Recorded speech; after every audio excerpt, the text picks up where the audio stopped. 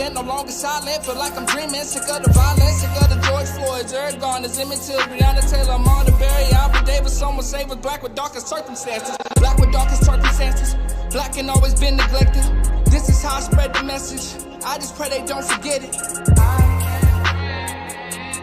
Glad I'm awake, ain't no debate. Justice is slow when the popo was holding the gun in your face. My people are pissed off. Too many lives lost, burning it all down. How much does change cost? Just answer the question, they giving us death and they teach us a lesson. That we gon' be lesser, it feel like forever. I pray for my son, will it ever get better? 400 years till I'm with this dilemma. What you fucking with me for? I ain't breaking the law. Ain't got a gun in my drawers. I see you looking for flaws. Niggas are run from the cops if you stay, then you know what it costs. What you fucking with me for? I ain't breaking the law. Ain't got a gun in my drawers. I see you looking for flaws. Niggas are run from the cops if you stay, then you know what it costs. What you fucking with me for? Tell me when is the time? We survived genocide, lost of pride, wealth gap, hood trap, still alive. Where's God? Look, I'm running out of words to change your mind. I'm dealing with a pain I can't describe. I'm wishing that the world was colorblind. I'm trying to make a place my sun can shine, so I can break the cycle. Fight for freedom, feeling more entitled. Stand with us and put away the rifle. Luke 15 if you gon' quote the Bible. When police out here being homicidal, we just make the movement even more than vital. Gotta take this fight up to the fucking White House. When you silent, that don't mean you undecided. You just see the violence and you all about it. That's all we already know. They don't wanna see the raw truth. Wonder why we in a poor mood. Hands up and they still shoot. What do we do to deserve this abuse? We getting killed by them boys in the blue. Why can't we simply be treated like you? My people are pissed off. Too many lives lost, burning it all down. How much does change cost? Just answer the question, they giving us death and they teach us a lesson. That we gon' be lesser, it feel like forever. I pray for my son, will it ever get better? 400 years till I'm with this dilemma. What you fucking with me for? I ain't breaking the law. Ain't got a gun in my drawers. I see you looking for flaws. Niggas are run from the cops if you stay, then you know what it costs. What you fucking with me for? I ain't breaking the law. Ain't got a gun in my drawers. I see you looking for flaws. Niggas are run from the cops if you stay, then you know what it costs. What you fucking with me for? To end this shit, it's gonna take over. It's time to rise.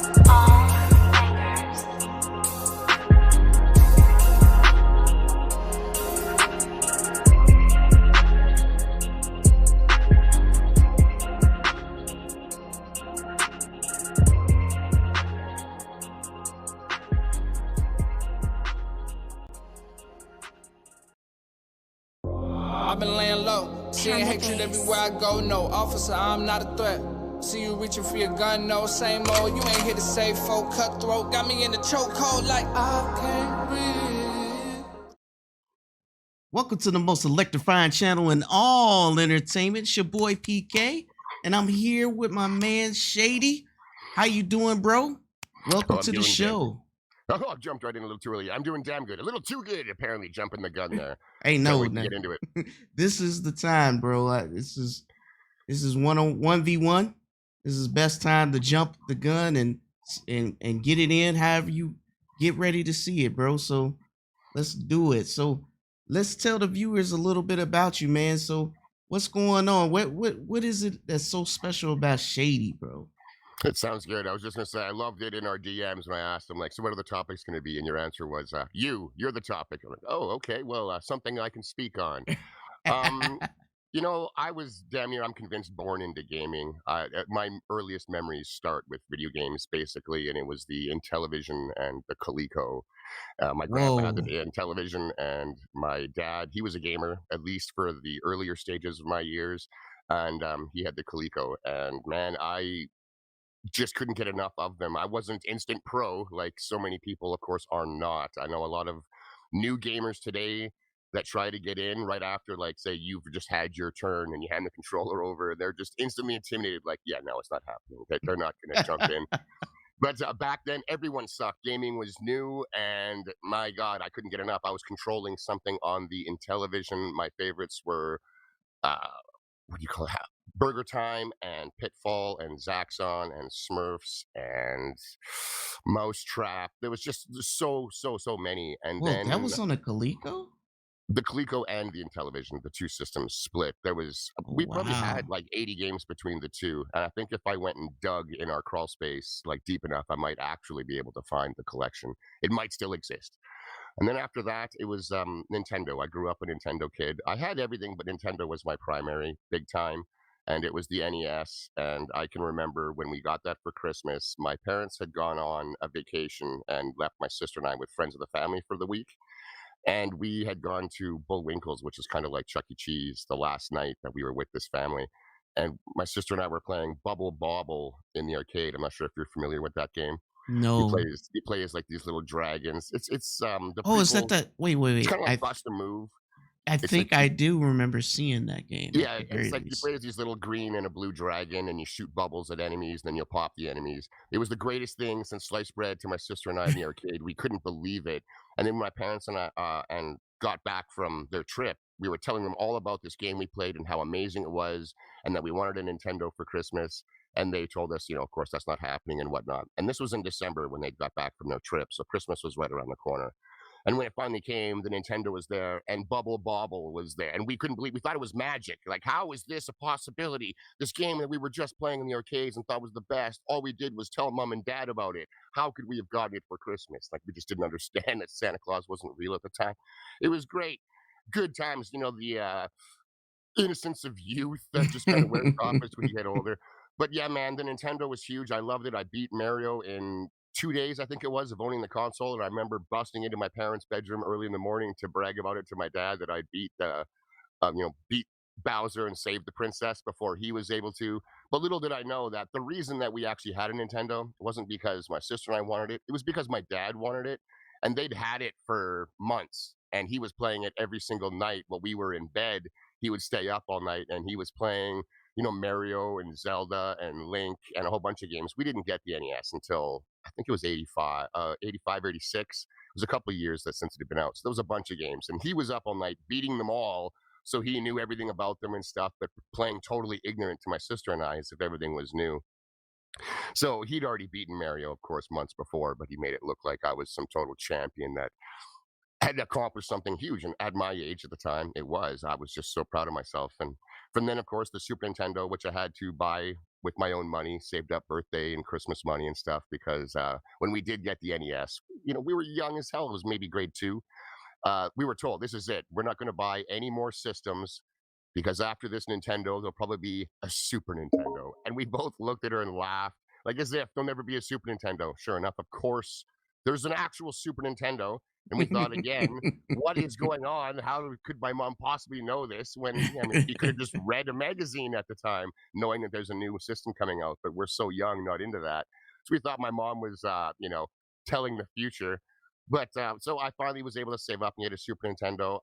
That was just so fun. Same thing with the N64. That was when I started to get the other consoles as well. I got a used Genesis before the 64, and then I got a Sega Saturn and a PlayStation 1. I was still a big time Nintendo guy though during that era. The N64 was still my main be- big time because of the four player. You could plug in your four controllers and split screen it up, and that was just incredible while I was in high school with your crew of buddies. There was nothing like it. How'd you like And that controller? I still to this day, I like it. I like it a lot. I think it was one of the craziest controllers that's ever come out as a standard controller, but I do like it. The only thing that I don't like about it, of course, is that while you're using it, holding that middle prong, essentially the D-pad and the L button cannot be used unless you completely remove your hand, whip it around, and hit them. So half the controller became useless. But at the time, that analog stick, there was nothing out there like it. That was way before PlayStation started putting analog sticks on their controllers. And when Mario first launched, the fact that you could move the stick just a little bit and he tiptoed and a little bit more and he walked and then a little bit more and he started to, kind of jog and then all the way he ran. That was mind blowing because we were coming from an analog age before that, of course, where if you just touched forward, you were moving forward at maximum speed basically back in the day. So that analog, man, I thought it was incredible. I've always liked Nintendo's feel. They got very nice tactile buttons. So I know a lot of people hate the controller. They just think it's the most uncomfortable thing that has ever come out. But I enjoyed it a lot. minus the fact that parts of it, like that D-pad and the left trigger, would have been useless when you're using the middle. But I like the under button, the Z. I thought that was pretty innovative. Again, we don't have under buttons as standard on our controllers today. I think we should. Um, like PlayStation and the Saturn that came out around the same time ish.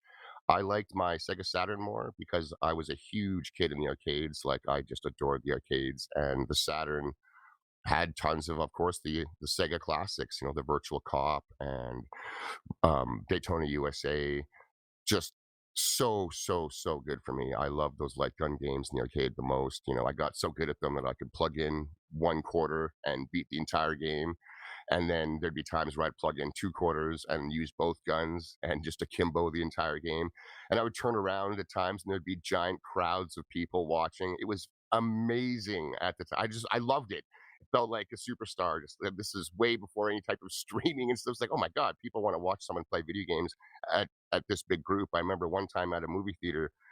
Do you remember the arcade game? It was called Star Wars Trilogy. It was like a sit-down cabinet. Yes. And you Yeah, get to duel Vader at the yeah, at one man, of the yeah. stages. That's right. It's Yes. got like the one joystick in the center, and it would run you through the trilogy of movies, That and was there'd an be scenes where you excellent could fly. arcade game. Yeah, it was so good, and that was one of those games that I completely mastered, where pay to play one time, and I could beat the entire game. What?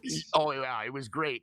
And this one movie theater I was at, they had like the lobby was absolutely packed. It was on a Friday night, and this arcade game was set to maximum volume. My God, it was as loud as like the movie theaters, basically. So every single person in the lobby, no matter where you were, could hear this Star Wars arcade game just blaring.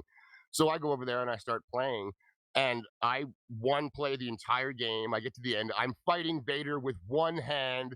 Just got the one hand up there. I'm fighting. I can hear people behind me, like kind of making a few comments. There's these kids right behind me, and as I'm fighting Vader, they're like, "He's fighting Vader with one hand," and my ego is like, "Oh yeah, baby." I'm in high school at the time. It's like I'm the fucking king, Jedi Master, Shady, baby.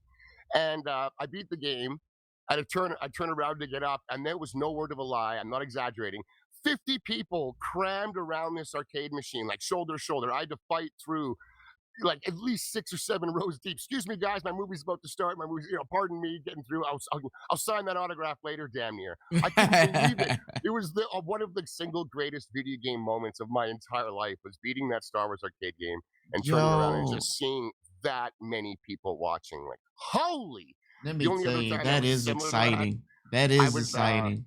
I was beating Crisis Zone, I think it was, which is a light gun game, and I was down in the like Chinatown of where I live, basically, at an arcade there. And I had one run that whole game, and I turned around, and there was like 20 dudes, Japanese dudes looking, and they were right out of like Hollywood-esque with the style jackets and like the dyed blue or white hair on the bangs, and they'd all be spiked down, and they're all standing watching. And I wasn't sure what the hell was going to go down. Like maybe I just beat somebody's high score, and there was about to get ugly in that arcade. But no, they loved it too. They just like any other gamer, everyone's the same. Doesn't matter where you're from, what color your skin, what gender you are. That's one of the best things about gaming was, everyone who plays games. I mean, that's the one hobby we've all chosen as our favorite thing to do, which confuses the hell out of me when you look at the community and just how much angst and infighting and fanboyism and stuff goes on out there. It's like, hey guys, we're all hardcore gamers here to the point where we're getting triggered over anything in gaming, getting hyper excited over it, tuning into live streams, spending our free time listening to other people like ourselves talk about gaming, yet somehow we can't get along because they want to play on a different console than we happen to play on. It's silly. I don't like that, man. Video gaming for me, my entire life has been just such a thing of camaraderie and bonding. I brought in so many of my friends into gaming, maybe because their parents wouldn't allow it in the house or they just weren't interested at the time. They were big outdoor guys and stuff, but almost all my friends I got into gaming at some point, and it's just fantastic, man. After the Xbox and PlayStation, well, actually, I was going to say after that PlayStation and Saturn, of course, the sequels came out. The end of Dreamcast, which was a sad thing to see. I really liked that console. The PlayStation 2 was phenomenal To me, for I feel for a like the year. Dreamcast was the best console. Yeah, I liked it. I thought it was the best one out of that generation. It was a weird one because it came out really early, like a year early, and then the PlayStation 2 came out, and that was a year ahead of the GameCube. And the Xbox. It was like hyper staggered at the time when it comes to generations. Whereas now, you're looking at the Xbox Series X and the PlayStation 5 launching within 2 days of each other. Globally, almost. I mean, PlayStation is doing globally a week later, but that too has changed. I remember back in the day, we would get our consoles a few months after it would launch in Japan. I was renting Japanese consoles because I just couldn't wait to play N64 and stuff like that, or the Saturn. But I remember when Microsoft, first put in that they were going to do video games. Like, we're coming into the video games. I was furious. I was so mad. I couldn't believe the gall of this company thinking that they can just buy their way into my favorite form of entertainment just because you got big money that was going Really? to come in here. Well, we also grew up in a time where you saw things like the Atari Jaguar and the 3DO and a couple other throwaway systems. So it wasn't uncommon for someone else to sort of try to get a little bit of the action and then totally fail miserably at it. So I thought Microsoft would have been just another one. They're going to come in, waste everyone's time and money, and then leave. So that when they first announced that they were getting involved, I was so mad. I couldn't believe that they were going to get involved. Just I didn't want to share my video games with another big company that basically I thought was looking at it as just a way to make money. I mean, it's a business, it is, but I was very against it, very against it. But of course, I was into video game magazines huge, and you kept reading about this Halo game and looking at screenshots of it and stuff. And I just couldn't get enough of reading about it, looking about it. The reception was huge. So I didn't pick up my original Xbox until the very first price drop.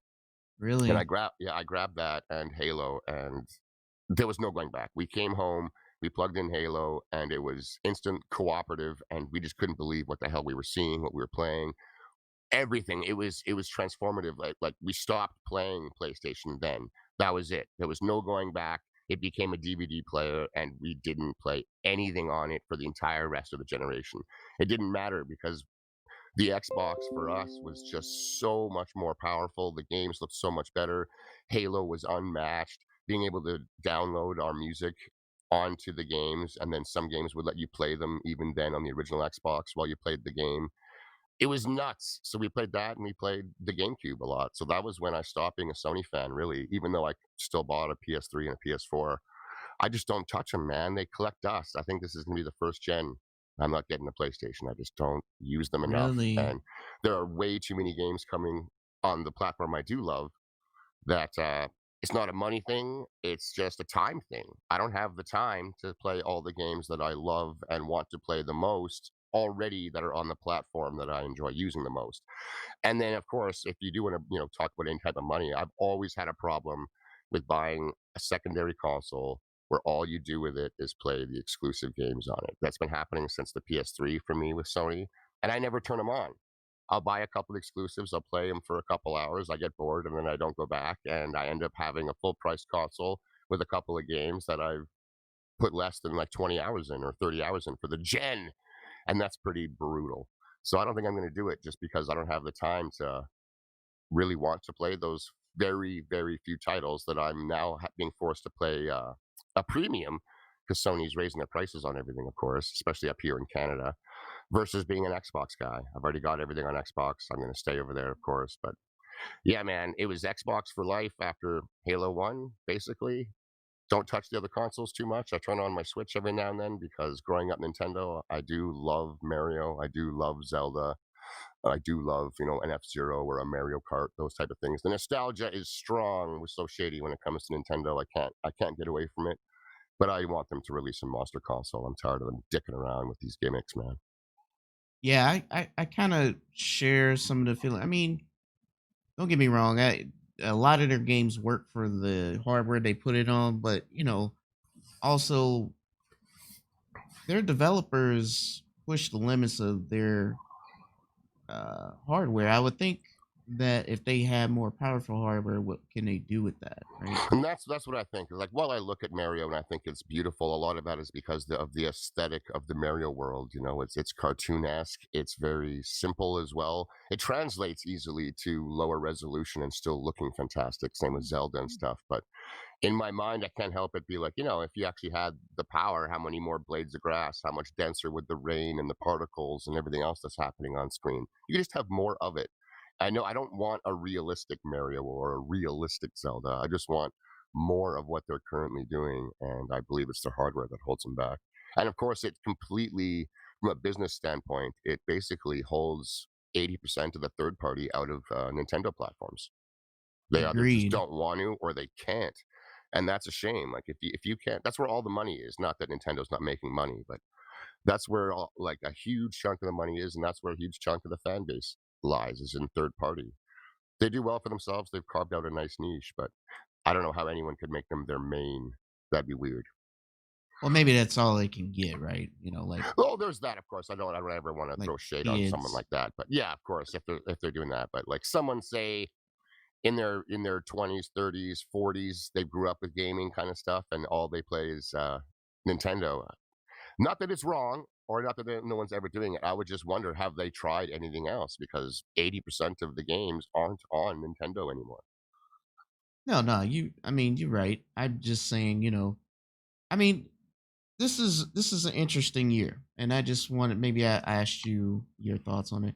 This is the first time that Nintendo has had a release year where they have no new games to put out for this holiday, but still will need people to buy Switch.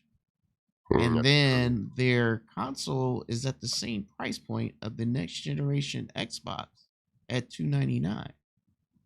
And with xCloud actually being a thing now, officially out, their being able to play games on the go is officially being challenged. So, yeah, Yes. So I what do wonder. you think that Nintendo's next move would be, considering that or and also, do you think they can sustain being a direct competitive price with Xbox Series S?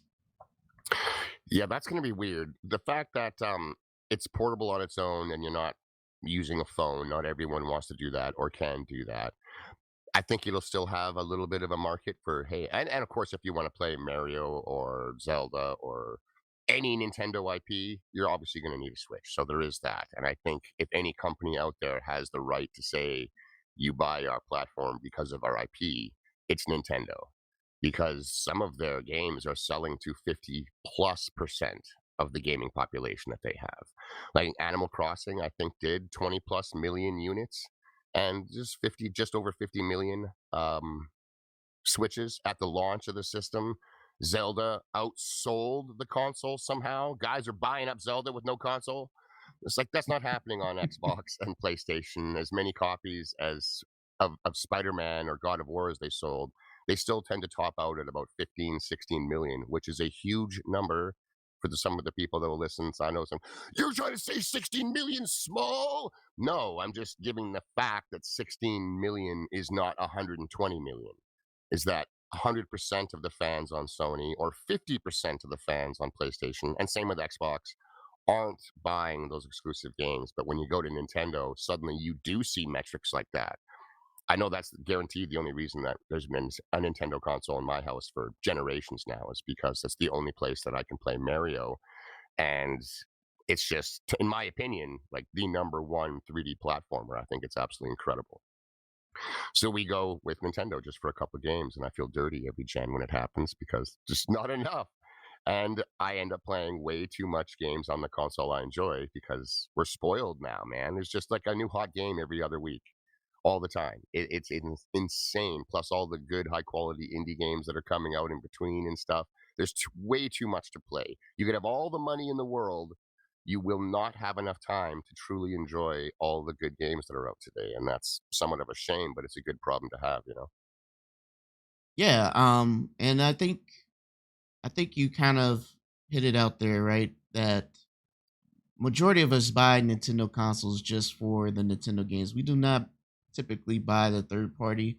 Not saying we, don't absolutely. I mean, I have third party games on the Switch, but that's not my go to system. And even when I did travel and took it with me, the battery, it just doesn't last. You still got to plug it up, and at that point, I feel like I might as well just have an actual system or something with me Yeah. at that time if that's what I got to do. It's like that old schooler. Every time you saw a kid back in the day with a Game Boy, he was always 2 feet away from a plug-in strapped there with a cord, because who the hell or a Game Gear, especially because that thing had like Oh no, don't get me started with that one. 26 You, AA batteries or yeah, something to you get the need thing to 6 work. AA batteries, So it's and like it every literally only kid just lasts had 2 the hours. yeah, so every single child would just have the the thing you put into the wall, the power adapter, and it wasn't really supportable anymore because you had to be beside an outlet all the time. So I always thought that was funny, even when I was young. I'm like, nice portable console. It looks like hell, and you're not really portable. Well, it is what it is. It's gotten a lot better now, of course. That Right. 3 hour battery life. It would be nice to see a higher battery life on some of that stuff. But even today's phones, of course, if you're playing some high intense games, they don't last long either. Well, I don't know. It's because I would say the ROG 3, the Asus ROG 3 has a 6,000 milliamp battery that actually lasts a good, I don't know, and it has uh, a intercooler that you attach to the phone Oh to well, there keep you it. go. I And mean, attaching intercoolers to your phone is like a whole another thing. I mean, come on. I'm talking some guy just pulling it out of his pocket midday. He's throwing out some texts. He's maybe taking a call or two, and he wants to do some gaming. It's generally not going to be too long before his phone's dead. That's what I mean. This guy with his intercooled phones. it has a vapor chamber in there. It's an actual gaming phone, That's 144 crazy. hertz screen. Um, Jeez. it has well, it used to be the fastest processor until the iPhone 12, but yeah, it's a gaming phone centrally. That's what it's for. I'm not sure if that is the go-to to go play a game, but hey, they have it. Yeah, yeah. And I mean, it wouldn't be the go-to for us, but I'm pretty sure there's like a generation of gamers coming up that have phones like this, where instead of watching TV, watching YouTube, watching Netflix, playing games, at home in their parents' house, being hassled by the parents. They'd rather be outside and will do all of that on their phone. Leg be damned. They'll deal with it because they have their freedom. I remember what it was like being a teenager, young teenager, and I would have killed somebody to be able to pull out my phone. I mean, I had a cell phone at the time, but they were not like today's, and be able to play the new hotness, the new big AAA, and be able to play multiplayer with all of your friends at the same time. I would never be at home ever. I would have been living on my own already at 13, just getting by on the streets, because Jesus, the amount of entertainment that they can get in their pocket is nuts. So I think there's generations of kids growing up that the idea of sitting on your parents' living room couch and absorbing your content through a television is hell to the no. It's just not for us, but man, there's a lot of people where it could certainly be for them. yeah, and I'm not saying that I wouldn't try to play, like, obviously, you know, Game Pass is a thing on the phone, and I think that's more convenient for me, like when I travel, than it is to bring my Switch because A it's totally different device that only plays games. Like the Switch, it's not your phone. You're not surfing the internet with it or looking at YouTube, whereas the phone in your pocket, it does. So while you have it, it already does numerous things. It just happens to play AAA games now. right, and I think that would be more of my selection, and because my Switch does remain docked. I don't really take it anywhere. Yeah, Um, same. Whenever I play Switch, it's always docked. I never play it portable. I think it's really uncomfortable portable, actually. My hands fall asleep when I play it. really, how do you feel Yeah. about the Switch Lite then? I've never put my hands on it, so I couldn't really comment at all on just how that feels. But for those people that tend to use it undocked all the Well, time, I it think it'd can't just be be a great docked. thing. Can't That's be right. It docked. can't. That's right. That's the one for them. So It's I, something called a Switch that doesn't switch. yeah, that's right. I certainly wouldn't have picked it up. I haven't and don't ever plan to. But I hope whatever they come out with next, it just puts out a higher resolution, can run higher frames, and that's really it. I mean, if they still want to go this weird semi-portable hybrid route, that's fine. But when it's running on my new 4K TV, well, it's not new now, but it's got to look better. They look really soft compared to the competition's games. I would like them to have a console that's strong enough to play all third party titles. That would be interesting. It's been a very long time since we've seen that out of Nintendo. They just try weird stuff all the time. Even when they had the power back in the GameCube, when it was rivaling the Xbox and beating PlayStation 2 for power, we got to go for the weird little mini disc as opposed to just the standard disc that the rest of the industry is using. And then with the 64, another powerful console, they're going to stick with cartridges while everyone is transitioning into discs. They do weird stuff, Nintendo, that seems to always get in their way of really having a one-to-one competition, a fair thing. Something's always off or weird. So I'd like to see them just have a standard box console that can run everything good. Really, it doesn't have to be the best, doesn't have to be the top resolutions and the very, very top 120 frame rates kind of thing. But if it could do 4K 60, I would be interested to see how many people would go with Nintendo and what the sales would look like then. I think they would dominate. So let's switch gears a little bit. I want to ask you, 2020 has been a heck of a year, and not for any good reasons, just a heck of a year. But overall, we do have some good things that has happened. And, I have my own opinions, but I like to hear your side. How do you think Microsoft's and Sony's marketing versus 2013? What do you think the position of Microsoft is and versus the position of Sony in this uh, current um, gaming where we're about to enter the new generation? I think for the people that really pay attention to all the marketing and what's going down, I think it looks like it's flipped a little bit, but not 100%. Sony and the PlayStation 5 are still undeniably popular. They're going to sell like crazy. No one's doubting whether or not PlayStation is going to be in the industry for long. PlayStation's not currently trying to change the entire industry overnight, which is what Xbox was kind of trying to do at the beginning of last gen. So they just turned that temperature up way, way, way too high, too fast, and we all jumped out of the pot because no one knew what the hell they were going to do. Are used games gone? Can digital's gone? I have to check in every day. What if I don't have internet? Like it was endless, and you weren't getting answers out of Microsoft. They were talking way too much about TV and sports and everything else you could do on the box other than play games. It was more expensive. It was weaker. There Now was we're a in a lot of situation where we play more digital online only games anyway.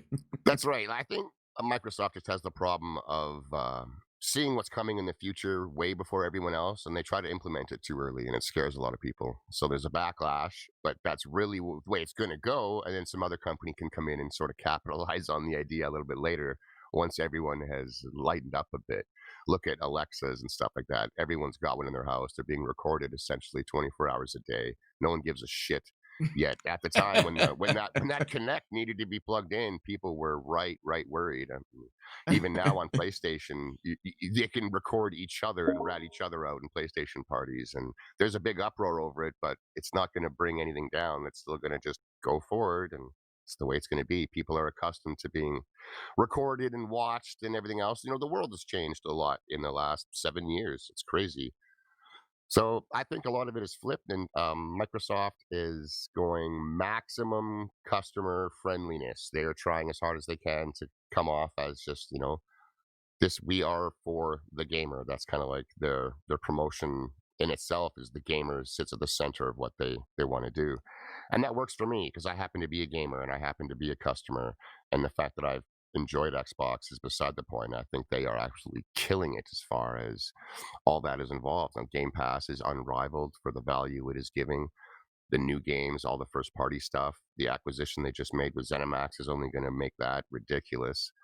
And partnering up with EA, like there's just a lot of games in there. The games that they add after are generally pretty new within 6 months, 7 months. A lot of really high quality indie games launch day and date.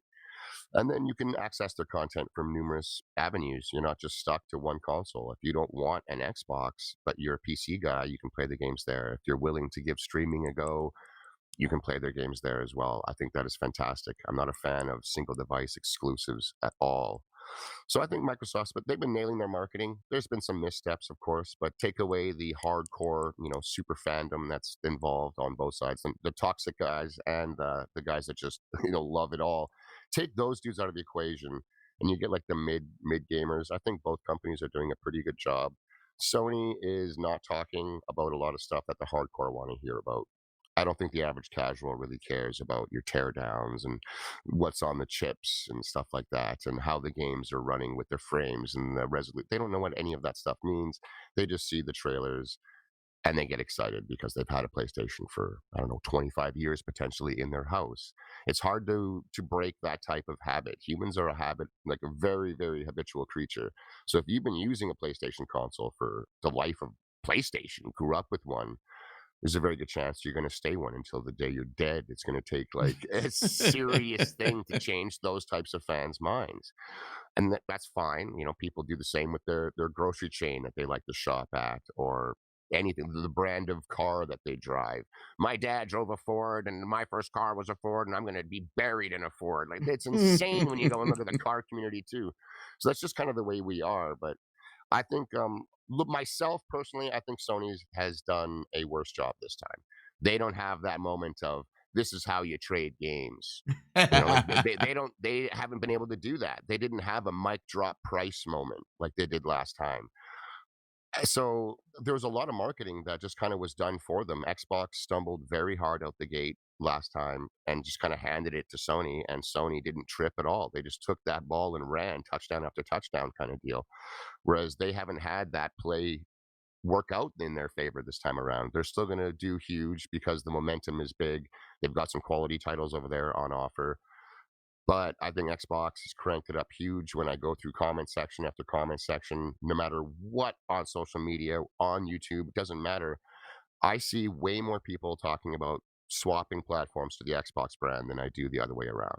Way, way more. Of course, it could be an army of Xbots that have jumped out there and they've got a bunch of sock accounts, and that's all they do all day is leave comments in every video they find about how they're swapping from PlayStation to Xbox. But let's pretend that's not a reality, because it probably isn't. I just see a lot.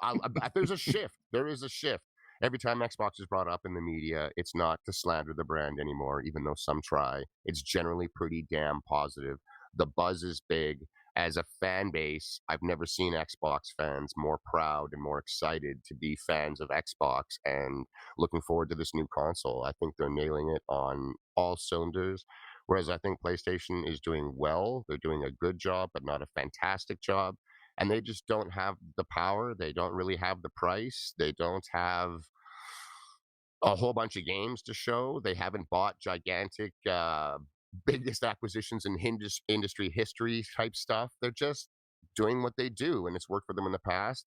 I think it'll continue to work for them in the future, but not as well. I think Sony's time at the top is done, at least as far as users are concerned. And that's the metric that matters, because users are the ones that spend money. There can be 200 million consoles in the world, but if half of them are being used as paperweights and doorstops, who gives a shit? Whereas if you I've been saying that same thing for years. I've been it's crazy. saying I literally, and I'm not trying to bash them, because I own all the consoles. I'm just being real. Like, I asked the man, I said, okay, if we do the math, let's say you got 100 consoles, 100 million. Out of the 100 million, you put out a game, what's the percentage of people that should buy that game, since you have a huge user base? It's like, ideally you like to be big, but of course in the real world, nothing appeals to everybody. Right. Whenever a creative tries to make something that appeals to everybody, at least in my opinion, it ends up appealing to nobody. It is so washed out and hollow and just desperate to include every little tiny ounce and bit of humanity, so every single bit, everyone can feel included. We end up with just a hollow product with no soul and no authenticity, because that type of thing doesn't actually truly exist in any one point in the world. So I don't Well, know, man. I mean, I'm just speaking in general. Like, let's call it Call of Duty, right? Mm. Call of Duty sells well, and it sells well on, everything, but it does not. I would say, if you look at the sales, they're pretty similar to all the platforms. Are pretty similar. It's not like they're selling 50% of their user base Call of Duty. It's No, not. exactly. It's when people use console sales as the metric for success, and to say like we have 120 million. I'm going to use PlayStation because they tend to throw it on the most. 120 million PlayStation users because look at the consoles. Yet at the same time, the guys that love to throw that kind of stuff around, they themselves own like three. Oh yeah, I bought the original, and then I own the Slim as well, and then I also own the Spider-Man one. It's sitting. I have all three right here in my house. Like there's other guys in the community that have way more than that. I have five. I got six. There's one in my house. You know, I always wonder: are you guys including me as a PlayStation user because I have one? I played some Fall Guys when it came out for the month. So am I included in wanting these games? And when they say that you can't keep, ZeniMax games from PlayStation users, there's 120 million. I'm just like, make sure you subtract at least one, because I could give a damn if they're over there. I own one, but I don't need the games to be over there. How many other millions of Xbox and PC gamers are in the same boat where they own a PlayStation, but they're always included? Same with the multiples in one household. So there's five in one guy's house, but he's still going to pretend that each of those consoles has an individual user attached to it. It's Right. silly. Yeah. In the other way, there are households, of course, where there's one PlayStation and the household of five, six, maybe seven, however many are in there, are all playing on the one console. That happens both ways. But one console doesn't equal one user. It's not the way it works, ever how it works. And just because there's a console sold doesn't mean that it's active, doesn't mean that it's currently playing games The or Netflix anything. It's box. just, it could very well be a Netflix box, or it could be just a dust collector that never gets turned on. Like, I've never liked the metric where when you see active users, that's way more to me, especially as a multiplayer gamer. When I hear a game has so many active users per month, I'm more excited when it's high because I know if I pick up the game, the lobbies will be full. Right. When it comes to single player games, active users, that means jack shit. All that means is how much money did the company make? How many copies did it sell? And that means nothing to me. Outside of, I hope they sell enough to warrant making more video games and they don't go out of business. I don't care about sales. I don't care about profit and all that other stuff. I'm not making any of it. It means nothing to me. Just, I hope it's popular so you guys can stay in business and keep making video games because I happen to And enjoy the that hobby. goes for all of them. Absolutely. That goes for all Absolutely. of them, because if there's no competition, there's no innovation, and then there's you get what we want to give you. Yeah, So that's not, it's not a nice reality to think about. so we definitely want the competition to keep going, because we win at the end of the day. We as gamers win at the Correct. end of the day, because they have to fight for our money. And Correct. that's kind of what I was getting at, is like, it doesn't matter how many consoles are out there if you sell the same amount of content as Yeah, everything pretty else. much. It's a 2-to-1 for consoles of PlayStation 4s to current Xbox One consoles. Roughly 2-to-1. Yet when you look at the money being brought in for everyone that task that brings up money and loves that talk, it's not the same. It's not 2-to-1 profit. So the people, even though there's less of them on one platform than there are on the other, the people on that lesser platform are more active and spending more money. Otherwise, how could they be equalizing out damn near when it comes to actually talking about how much money is being brought in? Right. And And we don't really know. I mean, we know from their fiscal year what kind of money they make as a company, but we don't really understand the undertones of what the gaming industry is doing for those companies.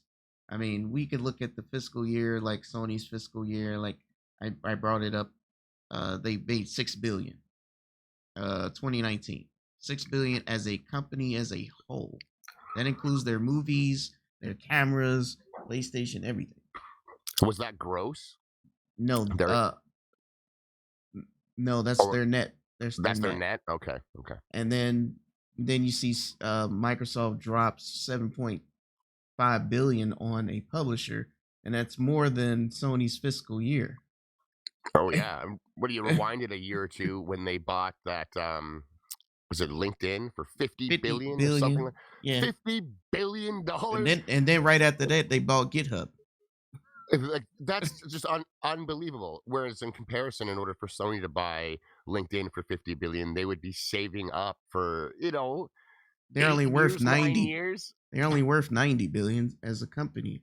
That's right. So And Microsoft is buying this stuff like straight cash. I'm sure it's right. a electric transaction, but I always love imagining, Phil or anyone else from the executive team showing up with literal trucks of money, just dumping it into the parking lot. Here you go. We own you now. But yeah, man, I think both companies, they're both going to do well. Yeah. Obviously, it's going to be an awesome gen, but I think Microsoft has positioned themselves for the new video game industry, which is no longer just tied to devices. Well, they're all devices, but you're not stuck on a console under your TV or a PC stuck at your home, plugged into your wall. For the first time, honest to God, modern AAA gaming can be played at very playable levels on your phones. And I think that is going to be a huge thing, especially around the world. I think I just read Microsoft teamed up with Elon Musk and Starlink. I can only assume that's so, xCloud is going to be blanketing more than it isn't sooner than later. And that's a big, big thing. So since you mentioned that, do you believe that, and you also mentioned that Microsoft sees the future and then sometimes get ahead of themselves. Do you Yep. think that cloud gaming is now going to be in the next, let's say, since it was 7 years ago, digital gaming was looked at and frowned upon, even though PC been doing it for years, but now we're doing it as a regular and with internet connection, I might add. Do you think that cloud gaming is the next big thing? Yes, I do. I really do. And this time, Microsoft wasn't the one that jumped in too early. It might have been Sony that did it with their PlayStation Now at the beginning of the gen, which was abhorrent. Their original pricing model was disgusting. The lag was unplayable. You would be queued up to play games and have to wait to do it. Like it was just a nightmare service. It has, of course, gotten much better now. But they came out the gate trying to do game streaming, and it sucked really, really bad. So It's not I that that's gonna cost them everything, like, they just don't have the infrastructure at all to get one, so they're gonna piggyback off of Azure, but yes, I do, I think cloud gaming is gonna be absolutely massive. It's going to, I think, end up with more users doing cloud gaming than playing off of a dedicated box by the end of this generation. just a comment on the Sony. They bought on live. I don't know if you remember that console, but it was a streaming console.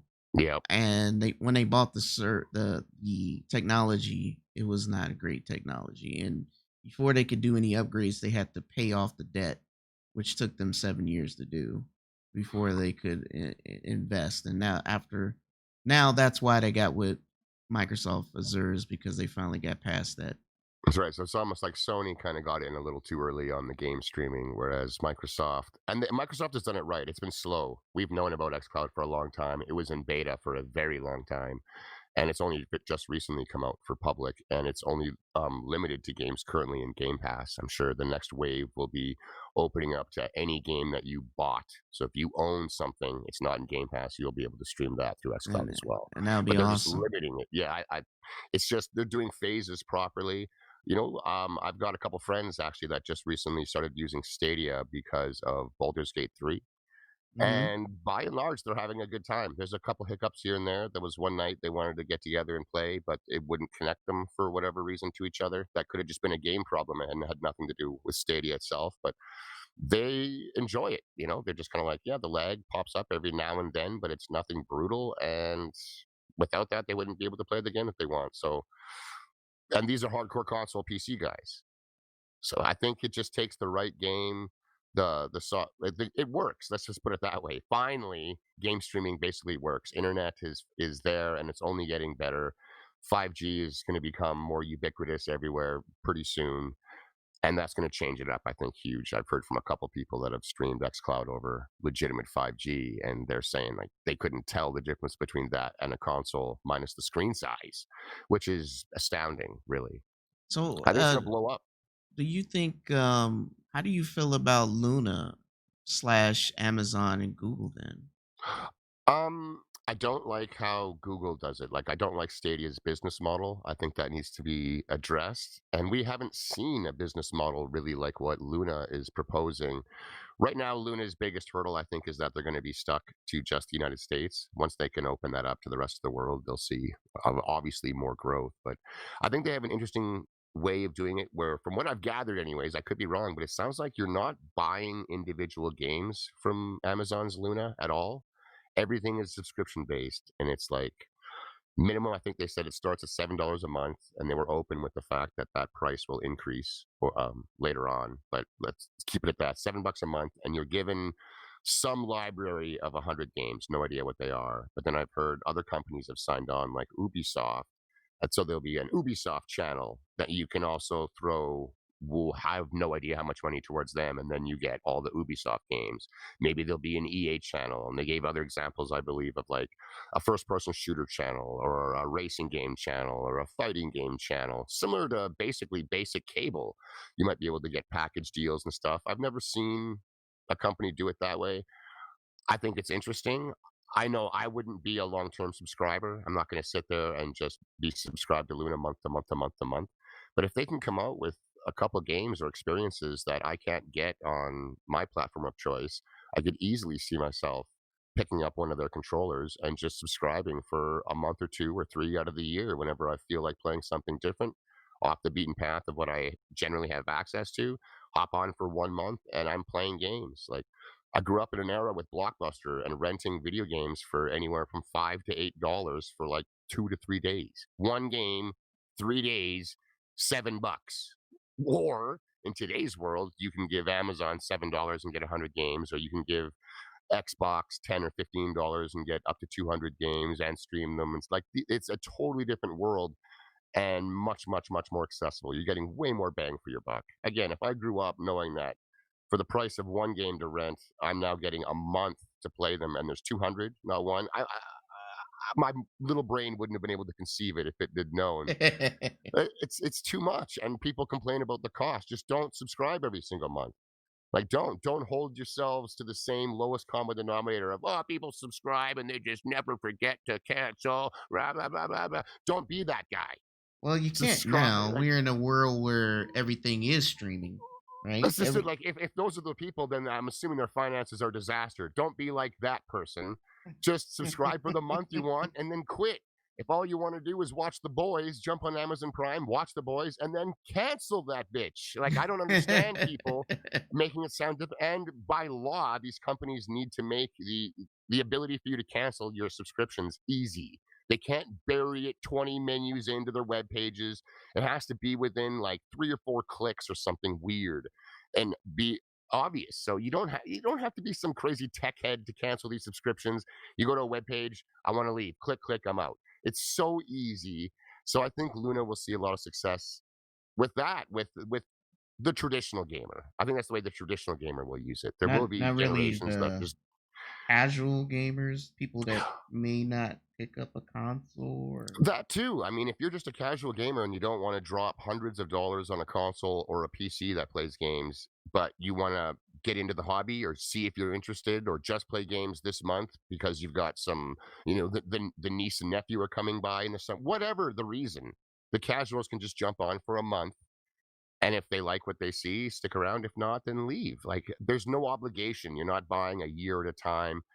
These are cheap prices that you can pay month to month, and you can leave whenever you want. And just, I can only use that comparison of, I grew up renting games, and I rented a game or two every single week of my life from the time I was a child all the way up until Blockbuster was gone. And that's, topping out at 25 to $40 a month to rent 4 video games. Jesus, you just cannot compare that type of value with the services today. So I don't understand why people want to complain. I think they look at it like that's now the only way to play games. If I'm subscribed to Game Pass, that's the only way I play games now. I don't ever buy games and I'm stuck in the service. It's a weird mentality and it's completely false. It's never been better to be a gamer, and you've never gotten more bang for your buck ever than you do today. do you think their mentality a change over the years as these services become more um Yeah, I do. There was a lot of people that talked shit about Netflix at the beginning, rightfully so. Some of it, the quality wasn't there. There wasn't as many big movies or big shows. They didn't have exclusives that were only available on Netflix to get you to want to subscribe to that versus Amazon versus who versus whatever, right? They just didn't exist at the beginning. It was obviously good enough that it was growing, and now they've gotten to a point where when you come across someone who doesn't have Netflix, it's weird. Not the fact that someone does have Netflix. It's just like, oh yeah, I watched it. It was on Netflix. Everyone, it's almost a assumed thing. Like, yeah, you have electricity and water going into your house. How about Netflix? Is that not just a part of the package? almost What? not almost not like having cell phones now, right? The same deal. If you come across someone without a cell phone, you just don't understand how they could live their lives anymore. How do you get by? How could you possibly, like, I don't understand. There's an alien in front of me with no cell phone. Christ. Well, that's the thing. It's become virtually ubiquitous. Everyone has Netflix, whether you're subscribed to it or you're piggybacking off of someone you know's account with one of their, logins. Everyone has it. So when a new show comes out or a new movie comes out, if it's good, the community can all enjoy it. There's no weird war going on in between of I don't have access to that, so I have to hate it out of principle, like we do in video games.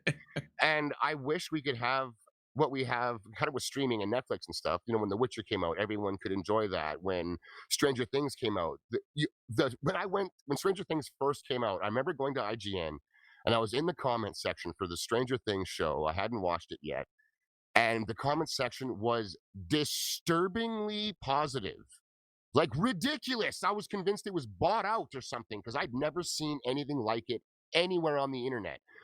Every single comment was just praising how much they love it. Oh, I'm glad you like it too. I love that intro. Yeah, man, I love the intro too. I love all the 80s. I love the chain smoking. Yeah, it reminds us. I couldn't believe it. Where was the fanboyness? Where was the something? And I realized the reason there was none is because by and large, everyone has access to this. We can all just enjoy it without, oh, I didn't buy that box. I made the wrong choice, maybe. Well, fuck that. Like, it just doesn't exist when it comes to Netflix.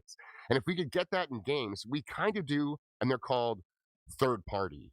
But even that is starting to get messy now because of sites like Digital Foundries that are taking all these third party games, pausing it, zooming in, and making one version seem superior to another to the point where the less superior version, how could you even play that disaster? It's so bad. It skipped 2 frames. My God. You trying to get your money's worth or not? Like, they just over dramatize everything that even with the games that we can all enjoy as a community, no matter what box you bought, there's infighting because reasons, unfortunately. When was the last time we were all talking about, again, I'll use the new hotness on Netflix, and some guys coming in there ripping on someone who only watched it at 1080p. Yeah, but you only watched it at 1080, you fucking casual. I enjoyed it at 4K HDR. I'm the real, fan of the show. It doesn't happen, but in gaming, all of a sudden, if your version is 1800, not native 4K, then you're a caveman. Get the fuck out of the conversation. Like, it's extreme. I don't understand why, man. I really don't. You But know, what do you you call it? Their know, game streaming. It's going to be big. It's going to be bigger than big because it works, and it's only going to get better as time goes on. There's more people in this world with phones than there are like TVs in their living rooms and stuff, especially in a lot of countries now. I Like, agree. I agree 100%. And that's kind of how I position this is that I don't think it's going to replace, but I do think it's going to be an add-on, kind of like what I said. And even though I work in IT, it's kind of like everyone did not trust the cloud, but guess what we use? oh yeah. Guess what we The the use?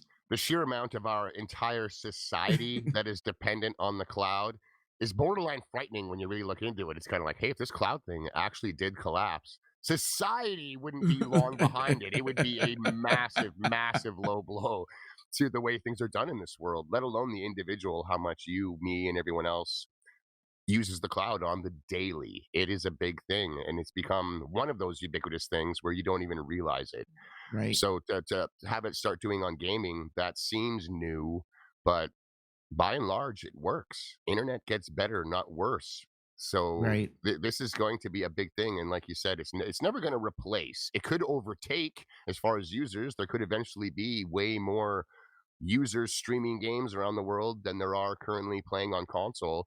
But that doesn't worry me. There's way more right, mobile gamers right now than there are console gamers, and we're still having consoles. There will always be a demand for a home set top direct to television box that is running the stuff natively because that is just the ultimate. That is the most ideal if you want Similar to like if you want the ultimate, sorry, 4K, you'll put in a Blu-ray, you won't stream something.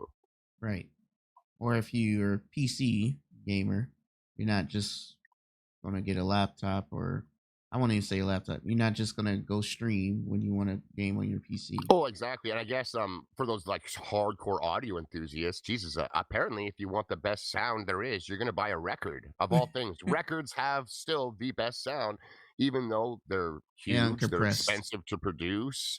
Uh, they wear down over time. There's a ton of negatives, but still to this day, they're actually, I think I read something that said that records were selling more than CDs now or something crazy. Like the medium is not dead. It's like as much as people want to fearmonger it and everything else, consoles won't die and be replaced by streaming. But I think streaming will eventually be bigger than consoles. I'm glad you mentioned. I strongly agree with that that view, because I feel like this is another section of gaming where we're about to transition into something new and Hmm. something powerful that we're not ready for. And I bet you 7 years from now we're gonna be looking back like, what happened? What Oh yeah. happened? Yeah, and I think there'll be a lot of transition just into different regions of the world that are suddenly looked at as gaming hotspots because there are a lot of places where the majority of people have a phone, but they do not have like a console, let alone they don't even have a television. Like it's not a thing in those cultures is to have a living room with a television and a console underneath and you sit around with that. It's just not. But every single person there basically has a phone and that is their connection to the world. So all of a sudden now they're being piped modern gaming that they can partake in, and this is the first time they've been exposed to something like that.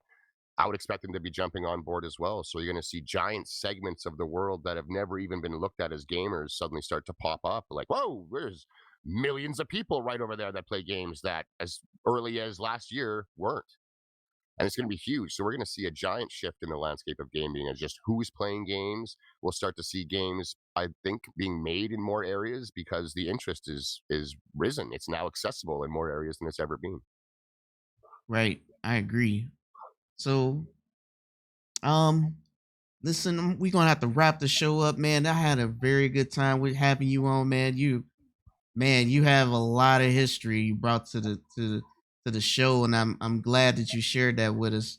Um, hopefully we can have you come back and we can chit chat some more after these console launches and Oh get some yeah. impressions here.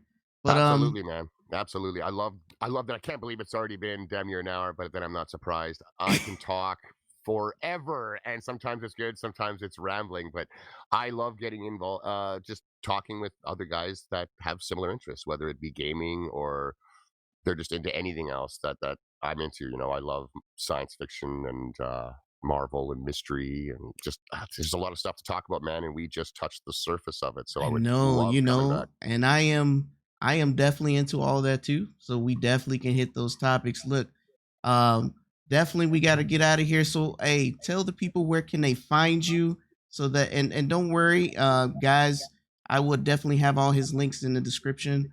So definitely don't worry, I'll get you pinged and linked up to him. Wicked. Thanks again, PK, for having me on. I had an absolute blast. I am So Shady. You can find me on Twitter at the Sesh Empire. That is one word. And I am about to launch my YouTube channel. It has been sitting there dormant for almost 3 years. There's 100 odd people waiting at ground level, no content.